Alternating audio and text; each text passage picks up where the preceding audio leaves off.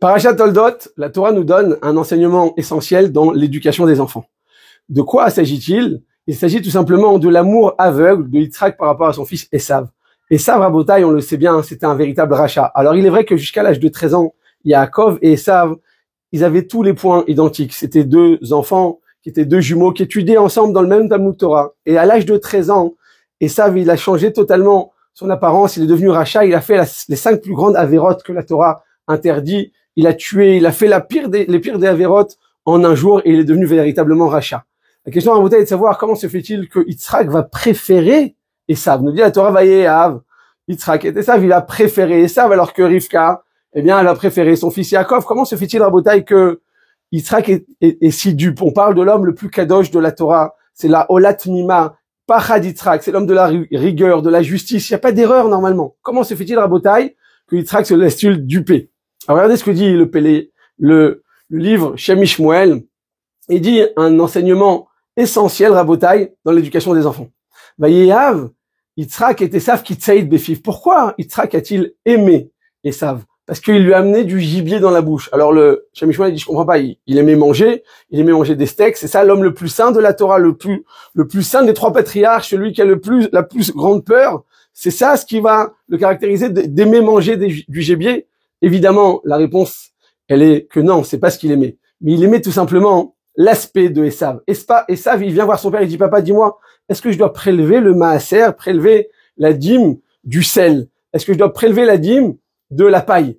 Alors, quand Yitzhak, il entend cette question, il dit, écoute, mon fils, j'ai compris que tu as bien saisi le sens de ta venue sur terre. Tu es venu sur terre pour une mission bien précise, et tu l'as bien saisi, alors je vais t'aimer à toi. Il est vrai qu'apparemment, extérieurement, en tout cas, eh bien, Esav, c'est pas un homme facile, il est très grand, très fort, très poilu. Depuis tout petit, déjà, c'est un petit enfant, il a déjà une grande barbe, il est très, très roux, et voilà que Esav, il vient voir son père, il dit, papa, est-ce que je dois prélever le maaser du sel?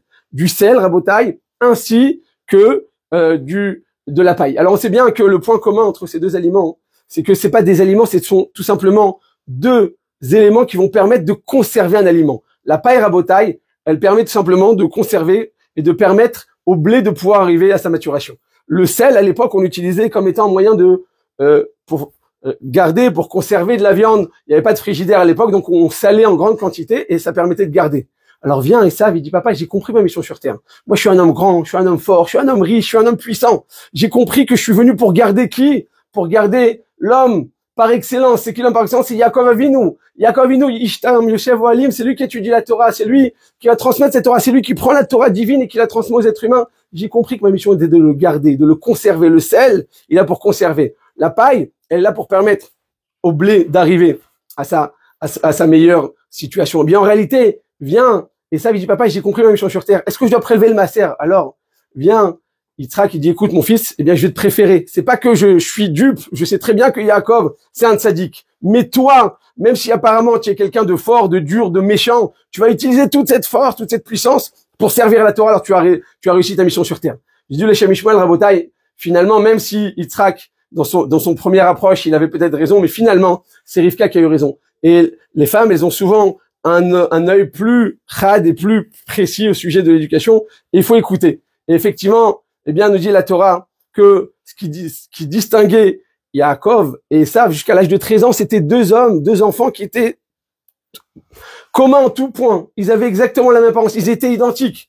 Mais, nous dit le Shem Shmuel, c'est quoi la différence? C'est qu'en réalité, Esav, eh bien, au fond de lui, il était déjà construit. C'est-à-dire quoi être construit? Esav, il a choisi Assoul. Il est déjà fini. Il est finalisé. Qu'est-ce que ça veut dire à Otaï? C'est-à-dire que tout simplement, Esav, il ne voulait faire que des grandes choses, que des grands projets. Il n'était pas prêt à s'investir pour des petites choses. Les petites mitzvot, j'y porte peu d'importance. Moi, je fais que des grandes choses. Vous savez, des gens, ils disent, moi, je suis perfectionniste. Otaï, être perfectionniste, en fait, c'est le synonyme de la gava, de l'orgueil. Pourquoi tu te prends pour quelqu'un de perfectionniste? Que ça ne correspond pas à ton rang de faire des petites choses. Pourquoi tu es quelqu'un de parfait? Perfectionniste en Otaï, eh bien, c'est souvent, pas toujours, mais c'est souvent, eh bien, ça provient souvent de la ga'ava et de l'orgueil. Donc, viens, Esav, il dit, moi, je suis un homme parfait, donc je fais que des grandes choses. Yaakov dit, non, moi, je prends les petites choses. Yaakov, c'est le talon. Le talon, c'est celui qui vient piétiner. Tout ce qui est piétiné, je vais le prendre et je vais rater aucune occasion. C'est-à-dire que Yaakov, il sautait sur toutes les occasions. C'était quelqu'un qui prenait toutes les opportunités qui s'offraient à lui et il faisait les mitzvot de tout son cœur, même si c'était des petites mitzvot. un opportuniste, c'était ça Yaakov. Il prenait toutes les opportunités et il en faisait un tremplin. À Botaï, il faut savoir dans la vie prendre toutes les opportunités que Dieu nous donne pour pouvoir devenir quelqu'un de grand. Et c'est ça ce que la Torah nous demande. Je finis avec une histoire. Il y avait une fois un grand riche canadien chez lequel le Rav de Pognovitch est venu pour lui proposer d'investir son argent dans la yeshiva de Pognovitch, la plus grande yeshiva au monde. Et il lui a dit, reviens demain, faut que je réfléchisse. Et en attendant, il y a des gens investisseurs qui sont venus d'Israël voir cet homme-là. Il dit, écoute, on n'a pas de stade à Tel Aviv, est-ce que tu peux investir? Il dit, très bien, sur place, il leur a donné une somme astronomique. Et effectivement, le stade à Tel Aviv, il appelait au nom de cet homme-là, ce grand riche canadien.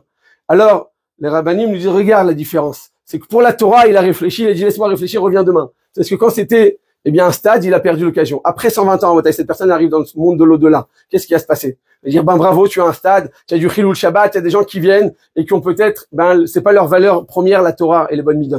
Tandis que s'il avait investi son argent à la première occasion, dès que j'ai une occasion de faire de la Torah, de mitzvot, de la tfila, du chesed, je ne réfléchis pas, je me lance. Ça, c'est Yaakov Avinu, de sauter sur la première occasion. Shabbat Shalom.